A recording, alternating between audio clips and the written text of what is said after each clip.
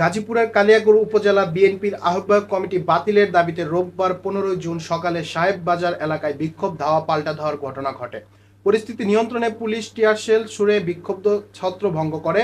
জানা গেছে, নতুন কমিটি নুরুল ইসলাম শিকদারের আহ্বায়ক ও এম আনোয়ার হোসেনকে সদস্য সচিব করা হয়।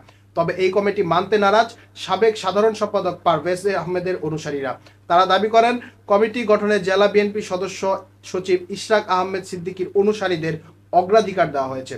রবিবার সকালে পারভেজ গ্রুপের বিক্ষোভের সময় নতুন কমিটির পক্ষ থেকে পাল্টা মিছিল বের করা হয়। উভয় পক্ষের মধ্যে সংঘর্ষ শুরু হয়। পরে পুলিশ ও সেনা সদস্য উপস্থিত হয়ে পরিস্থিতির নিয়ন্ত্রণে আনে। তবে এখনো এলাকায় থমথমে অবস্থা বিরাজ করছে। এ বিষয়ে বিস্তারিত জানতে আমাদের সাথে সরাসরি কালিয়াকৈর থেকে যুক্ত হচ্ছেন সহকর্মী আলমগীর হোসেন। জি আলমগীর, আপনি কি শুনতে পাচ্ছেন? হ্যাঁ মেহরাব, আমি আপনাকে শুনতে পাচ্ছি।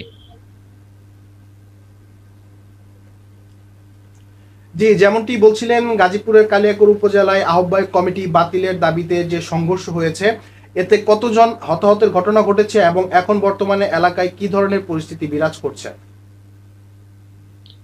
গাজীপুরের কালিয়াকৈর উপজেলার বিএনপির আহ্বায়ক কমিটির বাতিলের দাবিকে কেন্দ্র করে সংঘর্ষ, বিক্ষোভ ও হামলার ঘটনায় 2 নেতাকে আটক করেছে জেলা গোয়েন্দা পুলিশ।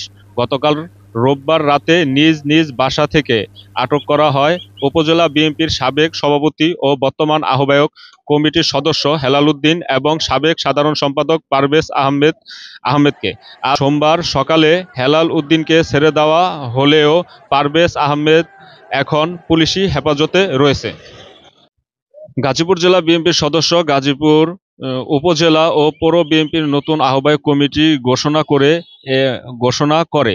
এতে উপজেলা কমিটির আহ্বায়ক নুরুল ইসলাম শিকদার এবং সদস্য সচিব এম আনোয়ার হোসেন।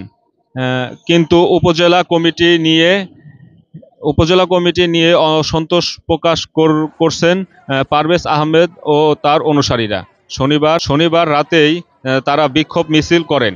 এরপর রোববার সকাল থেকে নতুন কমিটির বিরোধিতার রাস্তায় নামে পারভেজ আহমেদ সমর্থকরা।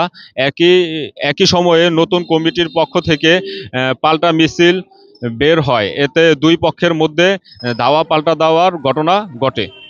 পরে পুলিশ ও সেনাবাহিনী ঘটনাস্থলে পৌঁছে পরিস্থিতি নিয়ন্ত্রণে আনে। রাতে গোয়েন্দা পুলিশ ও থানা পুলিশের যৌথ অভিযানে হেলাল উদ্দিন ও পারভেজ আহমেদকে আটক করা হয়। এদিকে হেলাল উদ্দিন অভিযোগ করেন, বিএনপির কিছু অসাধু নেতা যারা বিগত সরকারের সঙ্গে সম্পৃক্ত ছিলেন, তারাই এই উত্তেজনার মূল কারণ।